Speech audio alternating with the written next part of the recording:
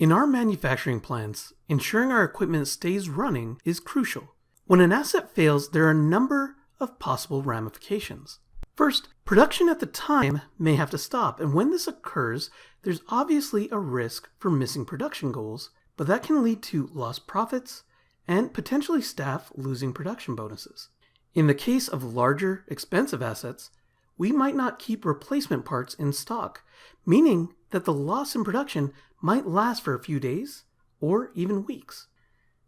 Secondly, it's possible that an asset failing may not stop production. The equipment may continue running in an imperfect state, or the line may keep running with that step of the process being missed. This can lead to increased scrap, but if the product gets released without this being noticed, it could also lead to a poor customer experience or potentially a recall. Third, there's a risk from a health and safety standpoint. Sometimes an asset might fail silently, but other times there might be a violent result. In these cases, there's potential to seriously hurt someone. Ideally, we want to be able to predict these types of failures ahead of time so that we can prevent them from occurring in the first place. There are a number of different ways to approach maintenance in a plant. The first is reactive maintenance. This is the most basic, and here we're basically just waiting for something to fail and then doing work at that point, either to replace it or fix that piece of equipment. The next level up is preventative maintenance. This is when we do recurring, scheduled maintenance, for example, on a calendar basis. While this might be better than a reactive approach, we run the risk of over-maintaining our assets, meaning we do maintenance when it's not actually required. While this wouldn't necessarily hurt the asset, it does mean lost production time and excess costs for the maintenance that could have been avoided. Now, neither of these two methods are bad, but we could do better. Condition-based maintenance is the first step in being smarter about our asset maintenance. This is when we define the conditions for when maintenance should take place. So for example, if in the past we were doing maintenance every 6 months in a preventative manner, maybe now we say it's every 6 months as long as we've also run at least 2,000 run hours. In this case, we're still doing the maintenance. We've just implemented a very basic condition for when the maintenance should occur. And this works great for when we can easily understand the conditions for when maintenance is needed. This brings us up one more level to predictive maintenance and the real reason for this video. In condition-based maintenance, we said we could figure out the rules, but sometimes, frankly, it's not that easy to do. When we're talking about our critical assets, we need to maximize their uptime while minimizing the downtime, but always being smart about how we do it. So how do we go about predicting failure? You could start with physically examining the equipment, but that's going to be difficult while you're in production. We could look through our logbooks and try to find patterns, but that's again going to be difficult, especially when we have stacks of books to go through. Our next option would be to try running a number of reports or viewing trends, etc.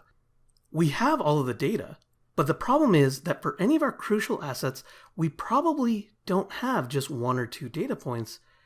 We could easily have a dozen or more, and each of these dozen data points can influence the other. The real problem here is that we're just not smart enough. We need something better than ourselves to sort through all the data and figure out if any subtle changes are normal or a leading indicator of a future problem. My name is Dylan Pereira, and in this video from InSource Solutions, I want to show you how we can predict asset failures before they occur through the power of machine learning. To utilize machine learning in our plants, we need a system that allows us to do 2 things. First, we need to be able to train it on our system so it can build a model of how the equipment and all the data points behave under good conditions. Second, we need a system that will make it easy for our operations and maintenance staff to interact with the system and understand when it's time to perform a maintenance task. To do this, I'm going to use a solution from Aviva called Prism.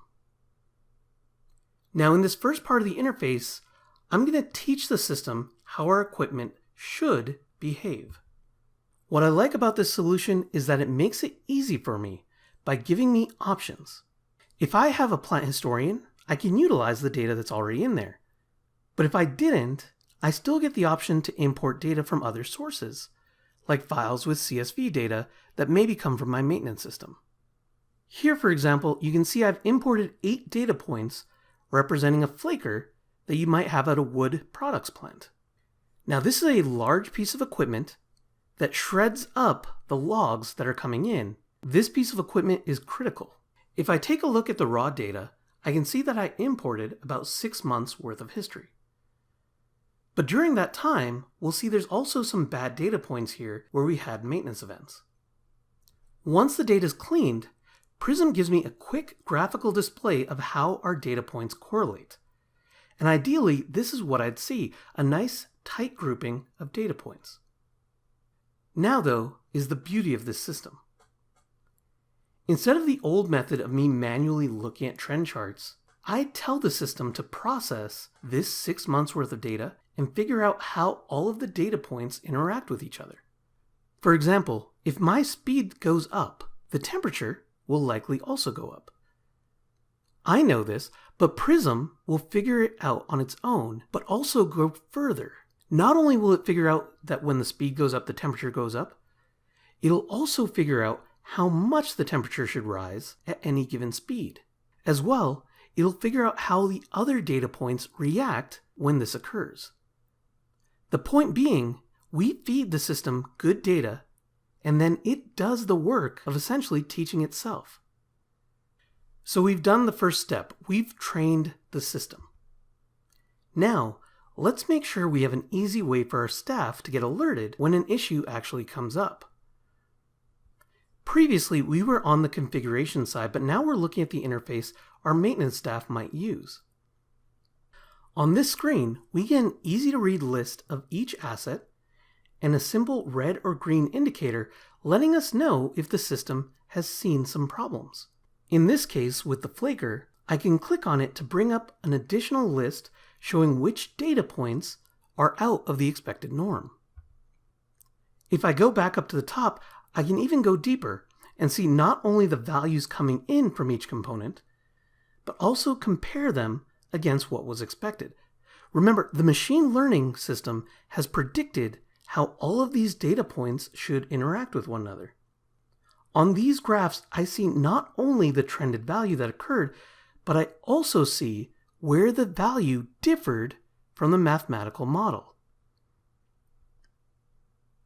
Seeing these colored sections, it's clear that things are not behaving how they should.